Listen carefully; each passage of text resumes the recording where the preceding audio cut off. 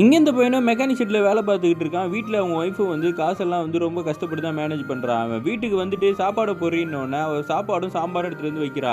இன்றைக்கும் இதான் செஞ்சிருக்கியா, மத்தியானமும் இதானே கட்டி கொடுத்தேன்னு வெறுப்பாக பேசும்போது, நீ கொடுக்குற காசுக்கு அவ்வளோதான் பண்ண முடியும்னு அவளும் திட்டி விட்டுடுறா.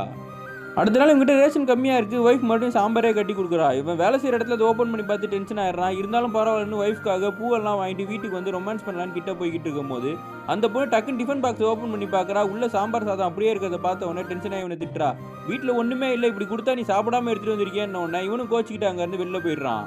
அப்போ வெளியே ஃப்ரெண்டு கூட சுற்றும் போது அவன் சொல்கிறான், வீட்டில் கிடக்க சந்தோஷம்லாம் சில இடத்துல தாண்டா கிடைக்கும், வாடான்னு சொல்லிட்டு தப்பான தொழில் செய்கிற இடத்துக்கு இவனை கூப்பிட்டு போயிடுறான். அங்கே ஒரு பொண்ணு கூட இவன் தனி ரூமில் இருக்கும்போது அந்த பொண்ணு ஏதோ போதை பொருள் மாதிரி கொடுத்துட்றா. இவன் சாப்பிட்டு மயங்கி இருக்க சமயத்தில் இவன் பேக்கெட்டில் இருக்க காசை எடுக்கும்போது இவன் டக்குன்னு முழிச்சிட்டு அந்த காசை பிடிக்கிட்டு அங்கேருந்து பயந்து வீட்டுக்கு ஓடி வந்துடுறான்.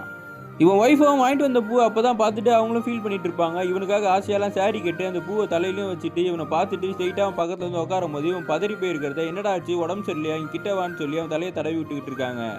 அப்போ அவன் சொல்கிறான், நான் தப்பு பண்ணிட்டேன், என்னை மன்னிச்சிரு, வீட்டில் சாப்பாடு இருக்கும்போது நான் வெளியே போயிருந்துருக்கக்கூடாது, நான் இதுக்கப்புறம் உங்ககிட்ட இந்த மாதிரி நடந்துக்க மாட்டேன்னு சொன்ன உடனே அவளும் சாப்பாடு எடுத்துகிட்டு வந்து வைக்கிறா. இப்பயும் அதே சாப்பாடு சாம்பார் தான் இருக்குது, ஆனால் இந்த தடவை அதை வந்து சந்தோஷமாக ஏற்றுக்கிறான்.